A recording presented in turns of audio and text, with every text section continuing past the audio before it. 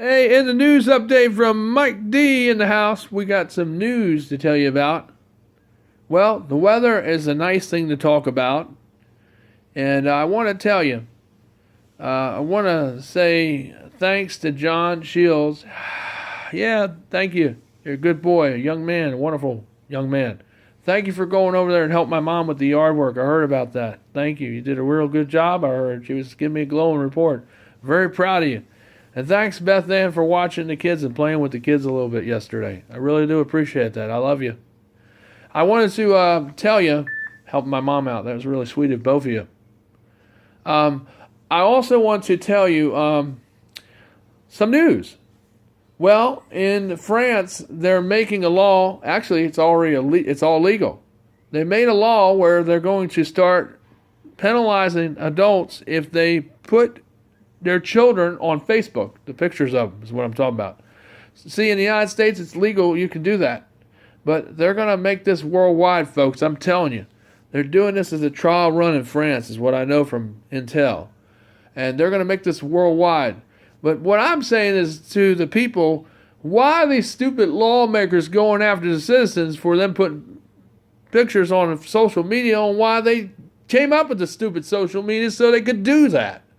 Why don't they hold Facebook accountable worldwide to make changes in their settings so that they can keep children safe by making it so that when people are on there, only members and family can see the posters, or friends can see the post of their children. But it won't be public. The children will be blackened or censored whether they're not a member or a friend. Employers will be able to see your children because sometimes they do require your password and your username, or phone number, depending on how you log in on there. That's usually how it is. And some places, like if you're a policeman or your FBI agent or your computer work like me and Merck guy, you got to give that information in to government entities so they can see if you're not a child predator or whatever. Because they don't want to hire you if you got some questionable stuff on your page. And a lot of times that can deter you from getting a job. So, teachers even, remember what you post. That's why I always say that. Be careful what you put out there. Because it can affect you in many ways later on. Even though you think it's harmless, you in there with a half-naked thing with your boobs hanging out. You like that one teacher? She didn't get the job because of that picture. So I'm telling you, you might think it's okay because you were in school or you're in college, but those pictures cannot be out there because when they see that, they're not going to give you a job based on that picture because they might think you might be shady. They're not going to hire you if you got pictures like that on your profile. So if you know you got a job, you better take them off there. And then you put them back on there after they look because they don't have access to it. You just change your password, after they have looked at it. And then you have interviews with police jobs or detective work or bureau or courthouse or anything like that, government related, they want to see your Facebook page. They want to be able to go in there and look at everything. So, like I said, for future FYI, make sure you take those questionable pictures off there before you know they're going to look on there. Because if they look on there and they're on there, that may be the reason why you didn't get the job. I can guarantee you that is the reason in most cases. So, I know people do some stupid and crazy things, but I'm telling you, working for the government, you better make sure you have your pages clean because if they see anything on there, you're not going to get the job. That's questionable because that's how it is today. Sorry to tell you, but that's how it really is because I do these kinds of work and I do work like this, so I know. All right. Now let me tell you this also. Make sure that you set your clocks up coming up this weekend because the time change with spring forward. Yeah, we went back, but now we're going forward. Yeah, so make sure you set that clock up an hour this Sunday. It's a week before Easter, so that'll be this weekend. So make sure you set that clock up 1 hour. 1 hour. That's right.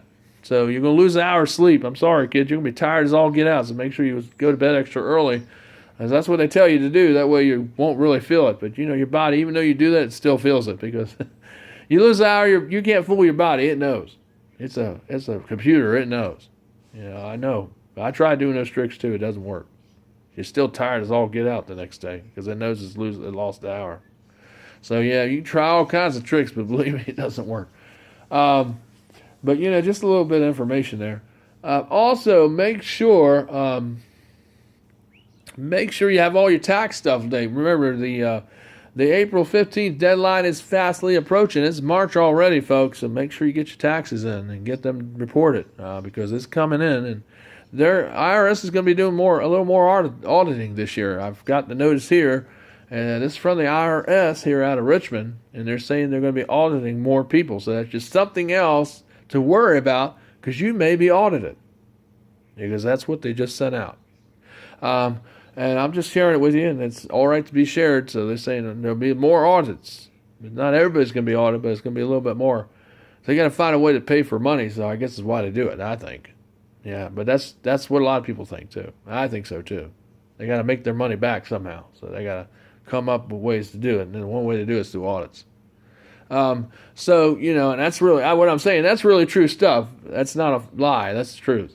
Because I've heard that from the IRS agent. So that's the words they said. So I guess they were mad at the company. Maybe they didn't have a bad day. I don't know. But they told the truth on that.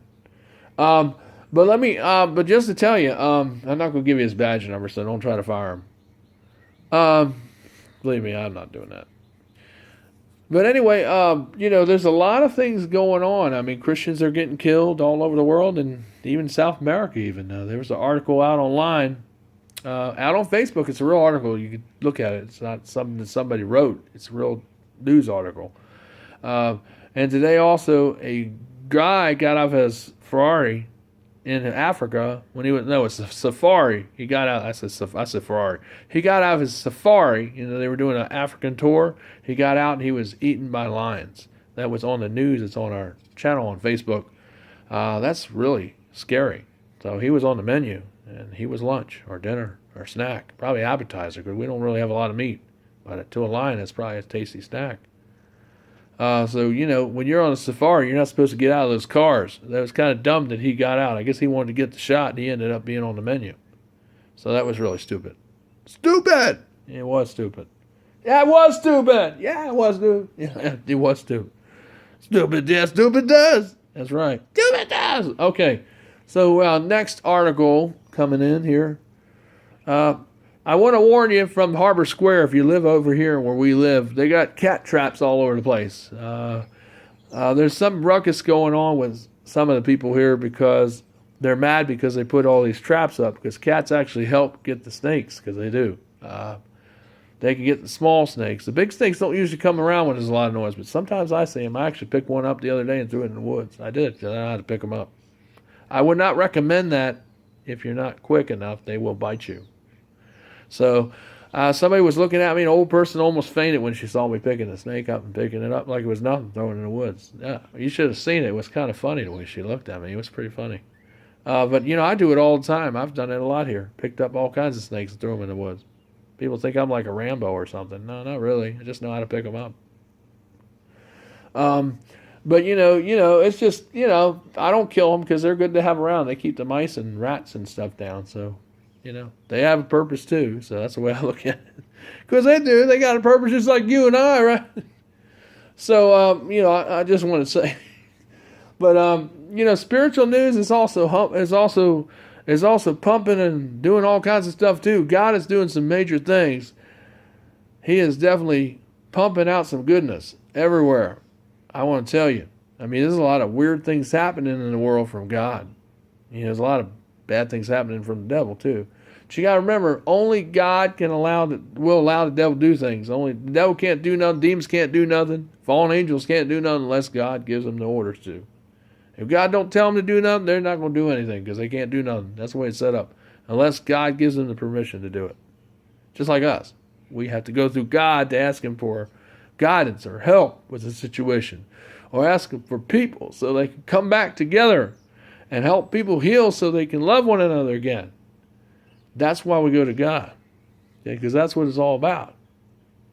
And it's the same way with people. We have to get permission through God, our Father. Jesus had to also, he was the Son of God, but yet still was God. Human still had to ask permission from the Father.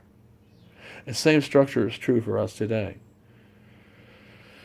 And one side note, I want to read to you a little excerpt that I wrote in Facebook today dealing with failure. I saw an article on Facebook that has a sad face, and he says, well, And he says, I'm a real shallow-minded of a man. And I was wondering if anyone has dealt with failure. So a lot of people have been commenting on there. There's a lot of good things people put on there. I put on there, I think of failure as simply being this, simply a retake or a retry. But failure, we have to fail in order to succeed. Most time people fail, but at the end, they succeed because they achieved the goal, because they learned how to change their life and effectively learned how to change the challenge that prevailed before them, which made them not a failure, but a winner. So therefore, we have victory. And with victory comes success. So don't think of failure as being something low, people. Think of it as a test to make you better. This is Michael DeSilvis and the news from DeSilvis Media. Thank you.